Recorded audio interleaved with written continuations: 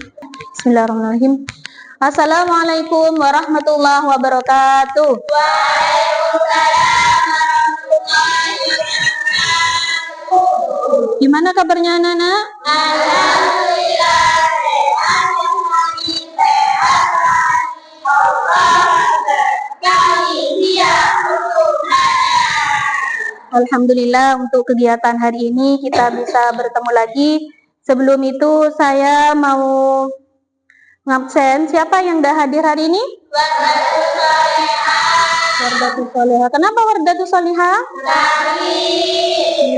Yang lainnya? Ya, oke. Sebelum kita pembelajaran, mari kita doa. Doa yang akan dipimpin oleh Fitri. Berdoa mulai. Bismillahirrahmanirrahim.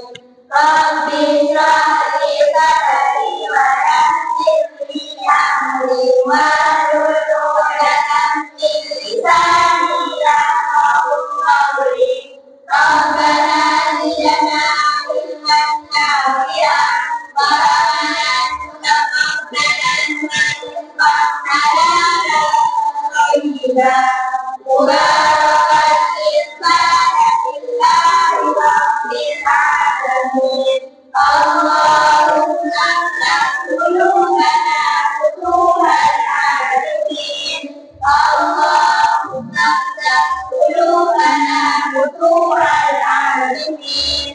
Allahumma qulubana futuhal arifin. Birahmatika ya Sallallahu ala Sayyidina Muhammad wa ala ali Sayyidina Muhammad walhamdulillahi rabbil alamin. Alhamdulillah. Nah, untuk sekarang ini saya akan menanyakan apa pengalaman kamu pertama kali masuk di sekolah SMP Islam Darul Ulum?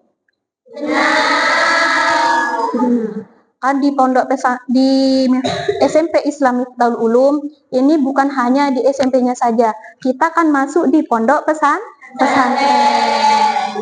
Sebelum itu, apa pengalaman pertama kali kalian ada di pondok pesantren atau ada di SMP Islam Darul Ulum? Cuma itu saja, senang?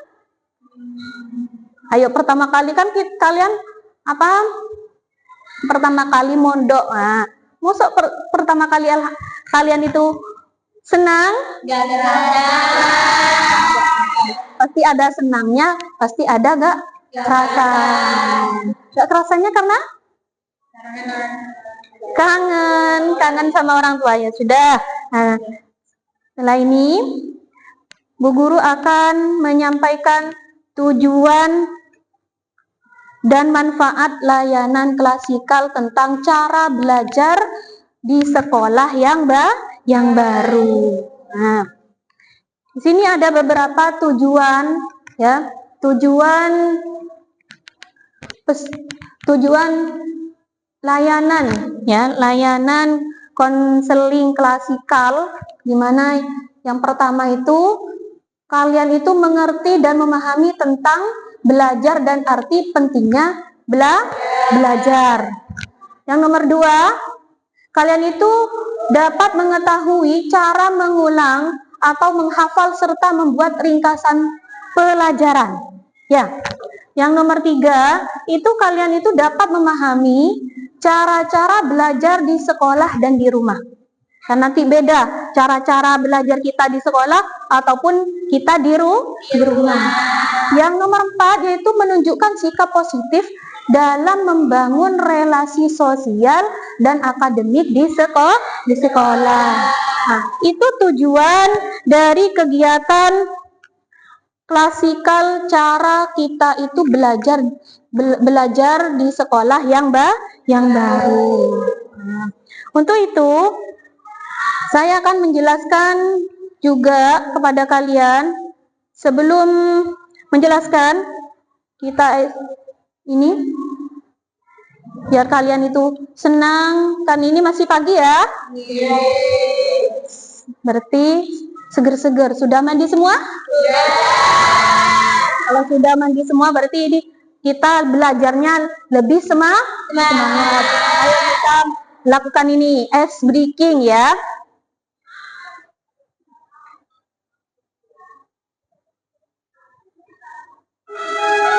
Coba berdiri.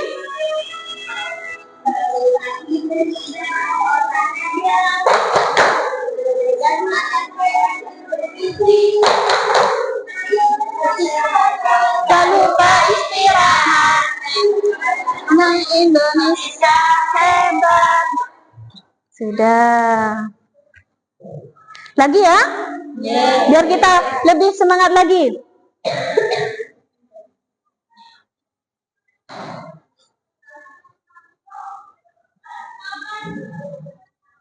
Ayo, biar kita lebih semangat lagi, ayo.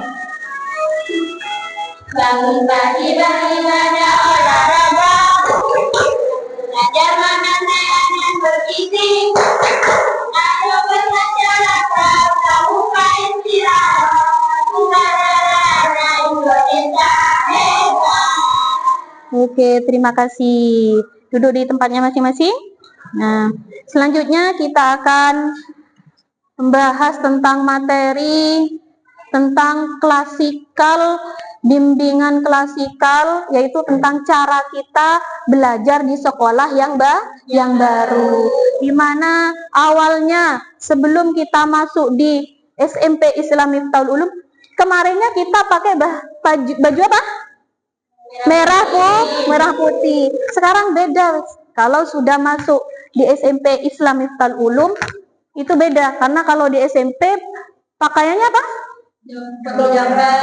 Putih dongker. Nah, itu yang apa ya? Perbedaannya dari jenjang ke jenjang yang lebih tinggi. Mari kita ya membahas tentang pelajaran tentang materi.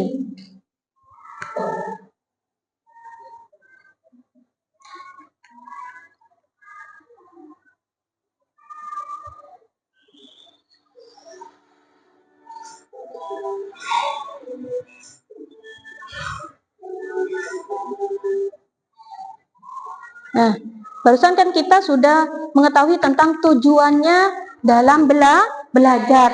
Sekarang sekolah baru itu, ya sekolah yang baru, sekolah di tempat kita yang baru, itu menjadi semangat yang baru. Ya kan enggak?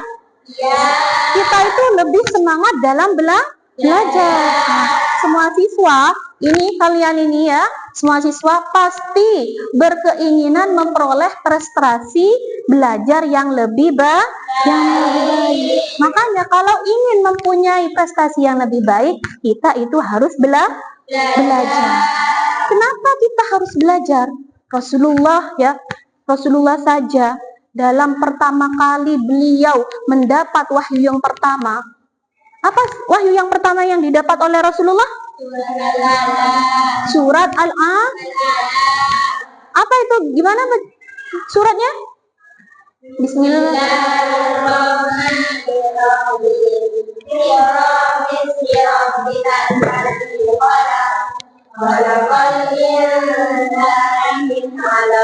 Iqra wa rabbukal akram alladzi 'allama bil qalam 'allamal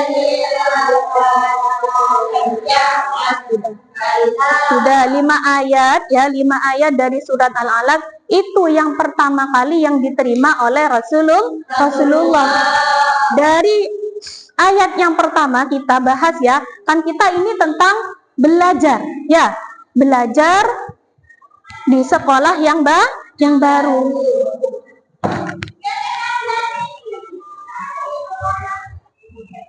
Iqra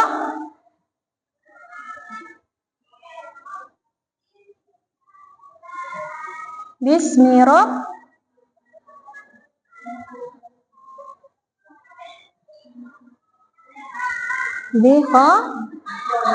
Kholaq. Nah,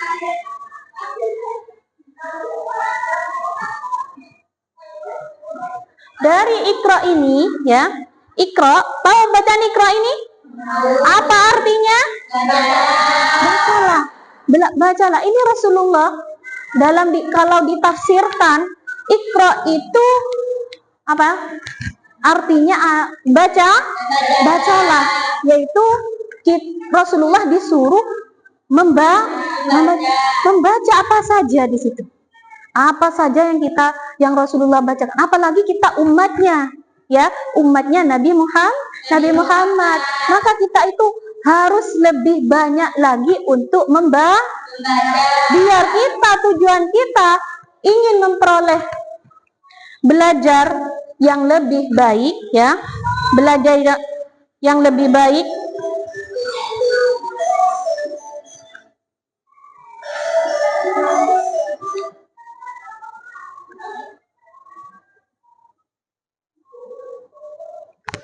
Belajar yang lebih baik. Nah, ini dulu ya, kita bahas ini dulu ya.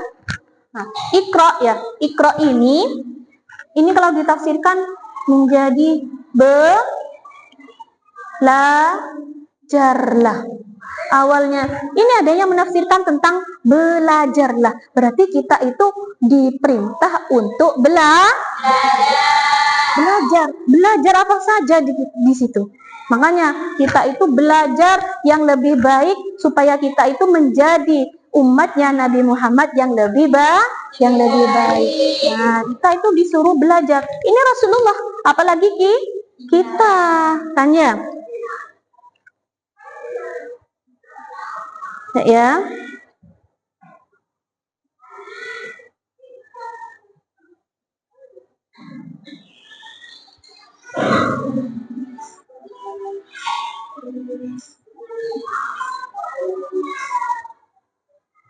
Nah, ini kita memperoleh prestasi belajar yang baik. Terus kalau perlu mendapat juara di kelas, ya, kita itu kalau perlu mendapat juara di kelas atau di sekolah.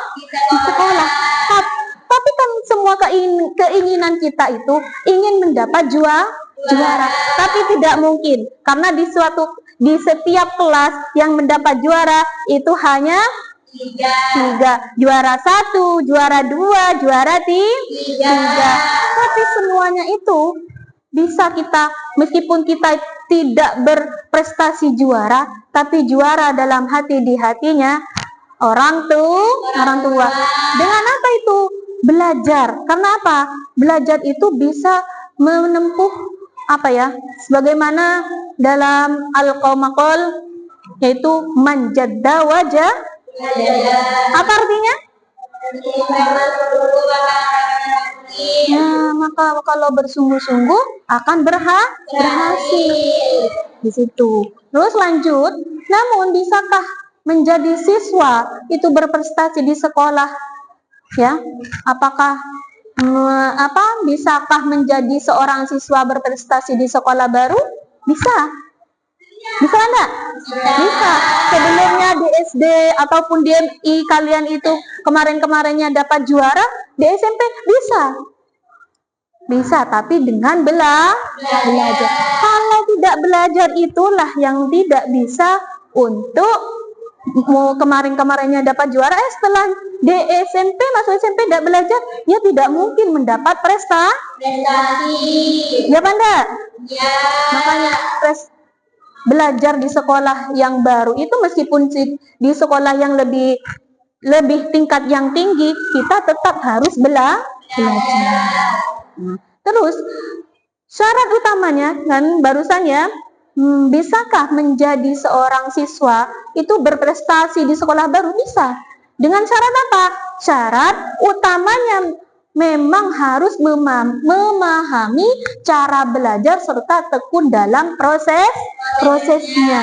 Makanya itu barusan, kita kalau ingin berprestasi, ya, meskipun di kelas itu tidak mempunyai prestasi, tapi kalian kan di SMP Islam Miftahul Ulum ada beberapa ekstrakurikuler kan? Ya. Nah, ekstrakurikulernya itu mungkin dari ekstranya kalian mempunyai mendapat prestasi. Paham yang Bu Guru maksud? Paham. Nah, di situ selain itu perlu menguasai, ya, perlu menguasai strategi atau cara belajar yang baik untuk mewujudkan keinginan tersebut. Nah, ini bagi kita untuk belajar yang lebih baik. Sekarang apa? Barusan kan menjelaskan tentang belajar ya. Belajar itu kita itu harus, kalau ingin berprestasi kita itu harus belajar. Sebagaimana kalau belajar utlubul ilma minal mahdi ilallah. Karena belajar itu ya bukan hanya di sekolah saja sesungguhnya, Rek. Kalian mulai dari utlubul ilma minal mahdi ilal lahdi. Belajar itu mulai dari buayan orang tua sampai ke liang lahat. Makanya wajib bagi kalian ini. Tolabul ilmi faridatun ala kulli muslimin wa muslimatin. Ya, benar?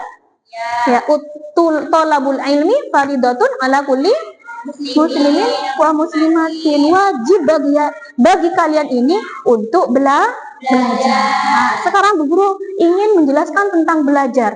Belajar itu apa? Nah, belajar itu apa? Belajar adalah suatu kegiatan yang ditandai adanya perubahan sikap ya pada seseorang dari tidak bisa menjadi bisa, dari tidak mengerti menjadi mengerti. Paham dari ini ya? Dari tidak terampil menjadi terampil. Nah, makanya itu kita itu dalam mencari ilmu ya ini prosesnya dalam belajar. Belajar itu apa? Itu perubahan sikap terhadap seseorang, terhadap kalian ini dan sama Bu Guru. Itu awalnya tidak bisa menjadi bisa. Awalnya tidak mengerti bisa mengerti. Awalnya kemarin di waktu belum kalian masuk di pondok pesantren atau di SMP Islam Miftahul Ulum ini ya, kalian tidak bisa tentang ilmu tajwid, ya benar? Iya. Tapi setelah kalian belajar, maka kalian bisa atau bisa menguasai tentang ilmu tajwid, ilmu fikih dan lain sebagainya. Paham? Paham. Nah, itu tentang pengertian dalam belajar. Lanjut.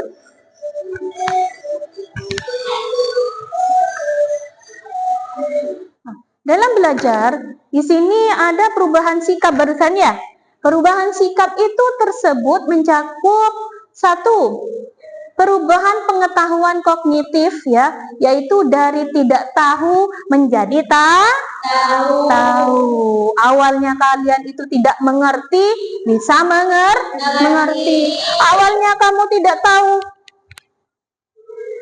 12 dibagi 7. Nah, awalnya kalian nggak tahu kayak ini.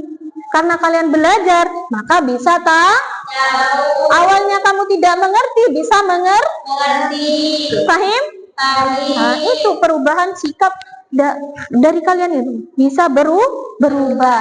Lanjut, yang nomor 2, yaitu perubahan sikap efektif. Apa itu? Dari perilaku negatif menjadi perilaku yang positif. Awalnya kemarin di waktu SD, ya, nakal mana? Ya, ada yang tidak nakal dia. Kalau tidak nakal katanya nggak pinter katanya. Kalau tidak nakal. Tapi tidak nakalnya anak-anak, ya ini paling loncat-loncatan, ya Banda? Ya. Beda kalau sudah dewasa pas nakal, nah itu yang bisa merusak. Ya Banda? Ya. Nah, perubahan sikap yang efektif itu dari perilaku negatif menjadi perilaku yang positif. Alhamdulillah kalian itu ditaruh di SMP Islam Miftahul Ulum. Bukan hanya di SMP, tapi di pondok pesantren. Sikap kita insya Allah lebih baiklah. Awalnya dulu sebelum kita masuk di SMP, kemarinnya masih di SD, nakal, kita bisa diganti, kenakalan itu diganti dengan positif. Paham? Terus yang ketiga, yaitu perubahan keterampilan atau psikomotor. Apa itu? Dari tidak terampil menjadi terampil. Contohnya, ya, contohnya di belakang kamu itu kan keterampilan kalian. Ya. Awalnya kamu tidak terampil, tidak bisa membuat keterampilan seperti di belakang itu, kalian bisa Terampil. paham? Itulah perubahan dari sikap atau perubahan atau pengertian dalam belajar. Lanjut.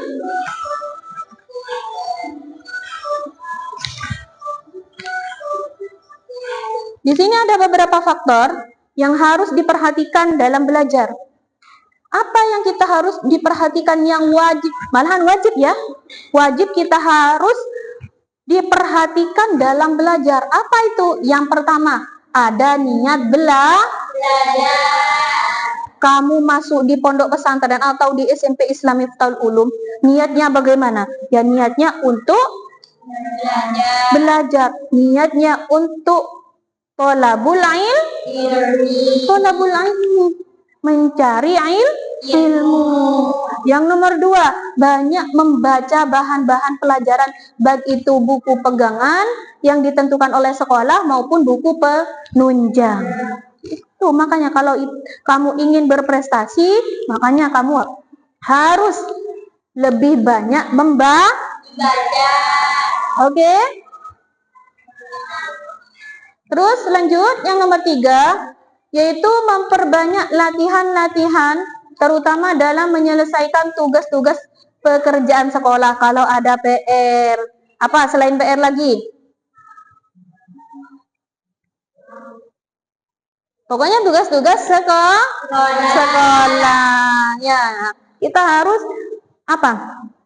Memperbanyak latihan. Nomor 4, yaitu waktu belajar harus diatur sedemikian rupa, ya, agar apa? Agar tidak menimbulkan kejenuhan. Ya, niatnya barusan kan untuk belajar, tapi belajarnya kamu itu jangan dibuat jenuh. Belajar kita itu dibuat dengan rasa senang. Oh, saya sekarang ini ingin belajar matematika, enak bu gurunya. Senang, dibuat senang meskipun gurunya nanti killer. Nah, katanya killer ya. Tapi kalau kamu menyikapi guru itu dengan rasa senang, insya Allah dalam belajarnya akan senang. Oke? Yang nomor selanjutnya, membuat jadwal belajar latihan-latihan serta melaksanakan dengan penuh disiplin. Ya, semua tugas-tugas, ya kalau tugasnya besok harus dikerjakan, harus dikumpulkan, maka kita harus disiplin. Selanjutnya yang nomor 6, mengkonsentrasikan diri dalam belajar. Karena apa? Karena hal ini sangat erat hubungannya dengan daya tangkap.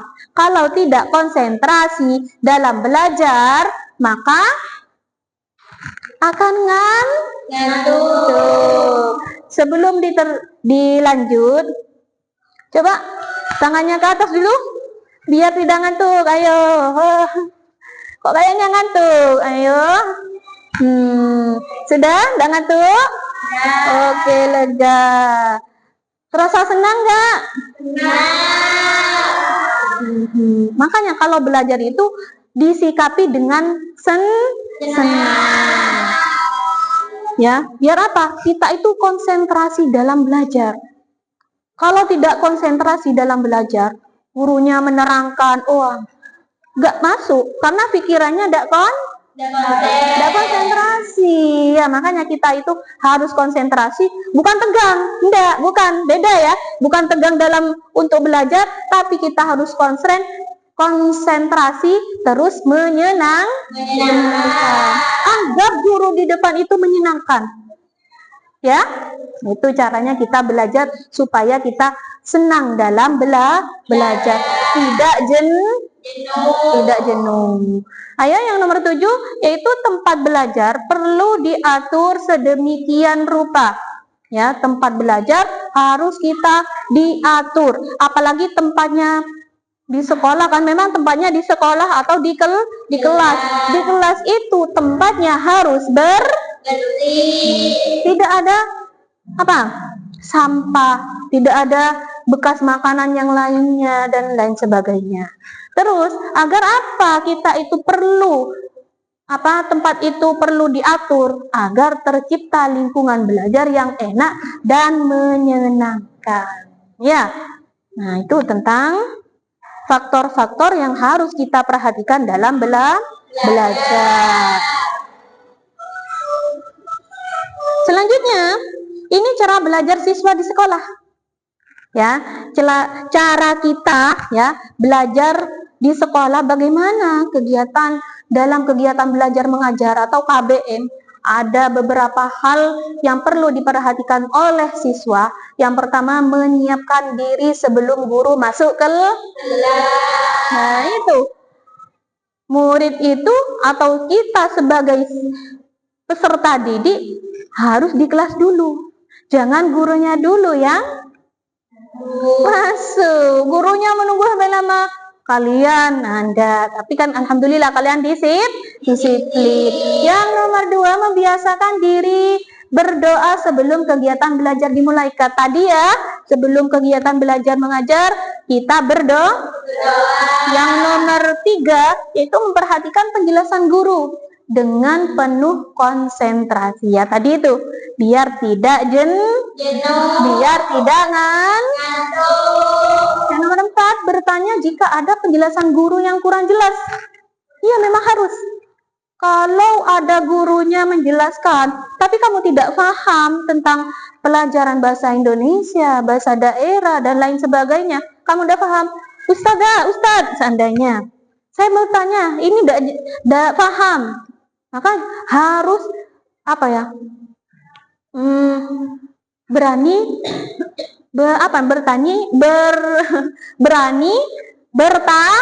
bertanya.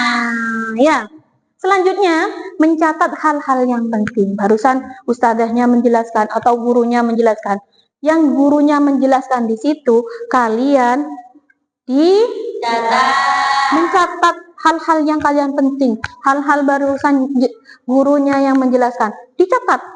Kenapa? Setelah kalian keluar dari kelas, gurunya sudah menjelaskan, gurunya sudah menjelaskan ya. Tapi kalau kita tidak mencatat ya hal-hal yang penting, saat ada di luar kelas kita mau belajar, apa ya penjelasan guru tadi? Apa ya penjelasan ustadzah tadi? Kok saya lupa? Kalau kita mencatat hal-hal yang dijelaskan guru, pasti kalau kita tidak ingat bisa lihat di buku catatan tadi. Paham? Yang nomor 7, mau berdiskusi dengan teman-teman terhadap materi pelajaran yang sedang dipelajari hingga memperoleh pemahaman dan kesamaan pendapat.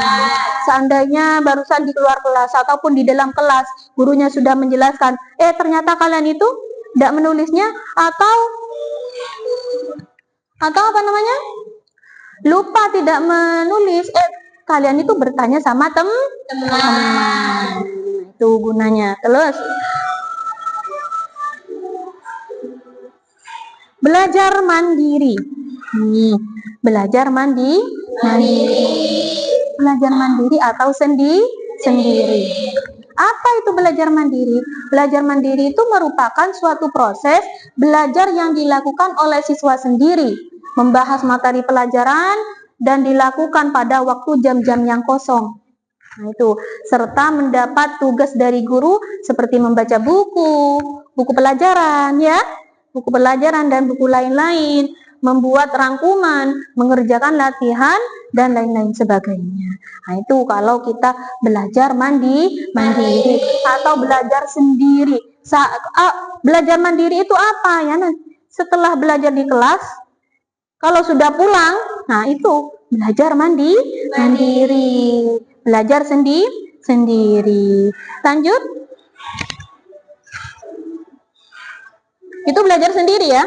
Ini belajar kelompok. Apa belajar kelompok? Merupakan belajar bersama-sama antara beberapa siswa. Dibentuk kelompok. Membahas suatu materi pelajaran yang diberikan oleh guru. Dalam kegiatan belajar kelompok, biasanya itu diadakan diskusi kelompok. Pasti di situ. Saat kita belajar kelompok, diskusi kelompok. Ya. Nah, dengan menampung dan menerima berbagai pendapat dari teman-teman yang ikut dalam diskusi tersebut ya, kemudian dijadikan suatu kesimpulan atau suatu pendapat. Itu tentang belajar kelompok.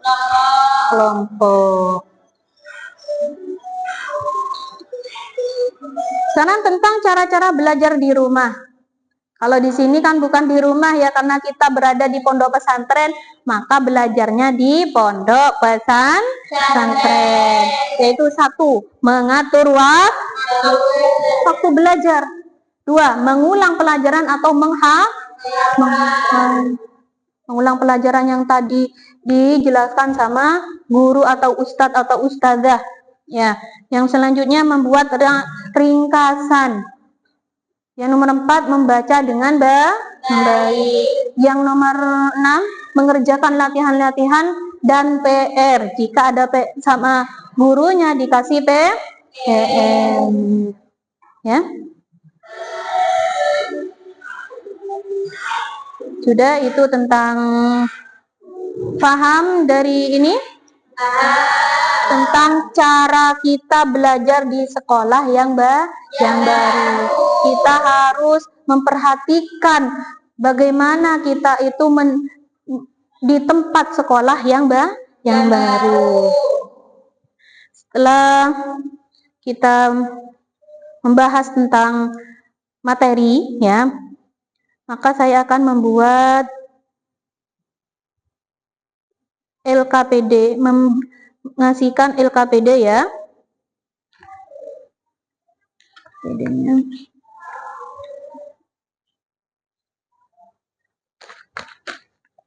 Dibuat kelompok ya. Sekarang kita buat kelompok. Ayo dibuat kelompok dulu.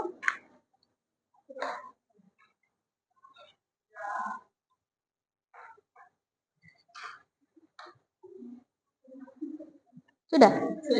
Oh, sudah. Ini sesungguhnya bukan LKPD. Ini kelompoknya yang nomor 1 ya? Nomor 2 dan nomor 3.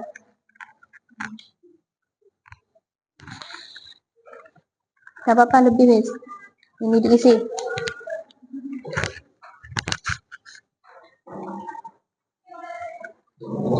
Kerjakan dulu ya. Diisi. Ya, diisi.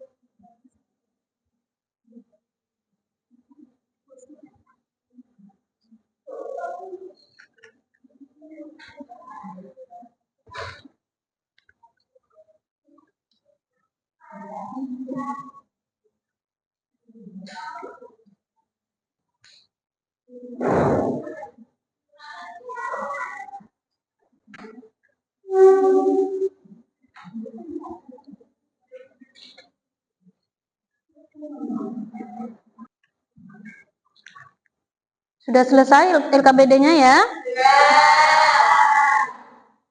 Nah, setelah kita melakukan LKPD ya, kita membacakan kesimpulan dari tadi yang Bu Guru jelaskan ya. Dari awal sampai akhir kita akan membacakan kesimpulan. Sebelum membacakan kesimpulan, mari kita speaking dulu ya, dengan membacakan ini. Coba berdiri semua. Ayo, 1, 2, 3. Ada 7 kebiasaan. Anak-anak Indonesia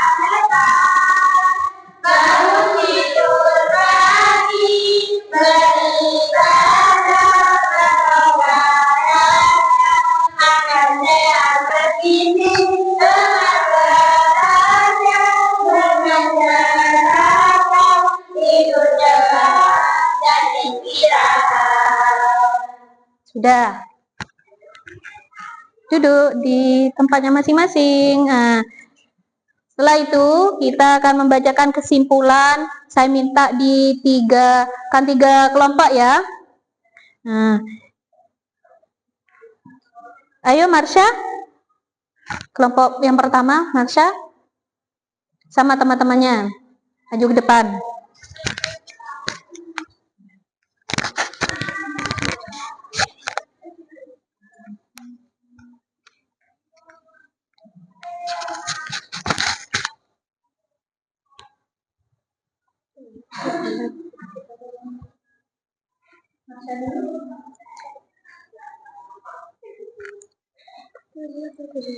Assalamualaikum warahmatullahi wabarakatuh. Waalaikumsalam warahmatullahi wabarakatuh. Apa itu pengertian belajar? Belajar adalah suatu kegiatan yang ditandai adanya perubahan sikap pada seseorang. Dari tidak bisa menjadi bisa, dan dari tidak mengerti menjadi mengerti, dan dari tidak terampil menjadi terampil. Perubahan sikap mencakup yang pertama adalah perubahan pengetahuan atau kognitif, yaitu dari tidak tahu menjadi tahu, dari tidak bisa menjadi bisa, dan tidak mengerti menjadi mengerti. Yang kedua adalah perubahan sikap atau afektif, dari perilaku negatif menjadi perilaku yang positif. Yang ketiga adalah perubahan keterampilan atau psikomotor, dari tidak terampil menjadi terampil. Faktor-faktor yang harus diperhatikan dalam belajar ialah 1. Ada niat belajar yang tertanam dalam diri. 2. Banyak membaca bahan-bahan pelajaran baik buku pegangan yang ditentukan oleh sekolah maupun buku penunjang, sehingga ilmu pengetahuan yang dimiliki semakin luas. 3. Memperbanyak latihan-latihan, terutama dalam menyelesaikan tugas-tugas pekerjaan sekolah. 4. Waktu belajar harus diatur sedemikian rupa agar tidak menimbulkan kejenuhan. 5. Membuat jadwal pelajaran latihan-latihan serta melaksanakannya dengan penuh disiplin. 6. Mengonsentrasikan diri dalam belajar karena hal ini sangat erat hubungannya dengan daya tangkap. 7. Tempat belajar perlu diatur sedemikian rupa agar tercipta lingkungan belajar yang enak dan menyenangkan. Tentang materi tentang cara kita belajar di sekolah yang baru.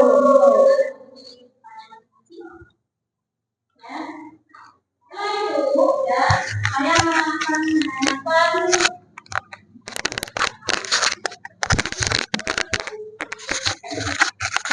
Saya akan menanyakan kepada kalian, apakah kalian senangkah waktu saat ini atau tentang bimbingan klasikal cara kita belajar di sekolah baru? Ada motivasikah yang lebih kita itu bisa menjadi lebih aktif lagi untuk belajar? Hah? Ada. Ya. Nah, setelah itu kita akan melaksanakan refleksi, di mana tadi saya sudah kasih tentang catatan refleksi kalian, itu dicatat ya semuanya, refleksi tentang belajar kita di sekolah yang baru. Ya, coba diisi, itu diisi semua ya.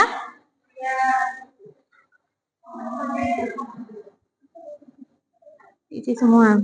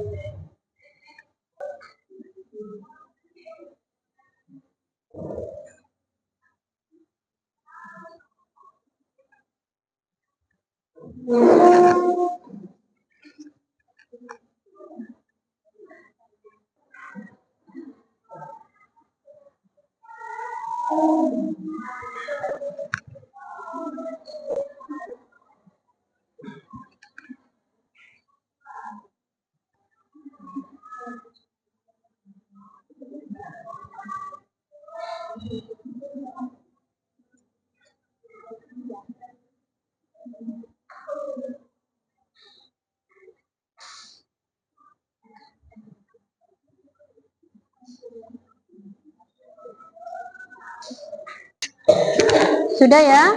Setelah kita mengisi tentang refleksi, tentang pembelajaran kita, tentang klasikal, bimbingan klasikal, tentang cara kita belajar di tempat di sekolah yang baru. Bagaimana sebelumnya kita itu, sebelumnya masih merengek-merengek ya, waktu masuk kelas. Sekarang kan lebih, karena kalau di SMP itu lebih apa? Lebih disiplin. Nah, setelah itu kita, karena pembelajaran kita sudah selesai, saya akan masuk lagi nanti dengan adanya tindak lanjut. Apakah kalian sanggup? Oke, karena sanggup, tapi sekarang sudah selesai tentang materi tentang belajar di sekolah yang baru. Semoga ilmu kita bermanfaat. Di dunia wa dunia Allah, biridillah, bisyafaati Rasulullah dan Al-Fatihah. Sudah ya? Assalamualaikum warahmatullahi wabarakatuh. Waalaikumsalam warahmatullahi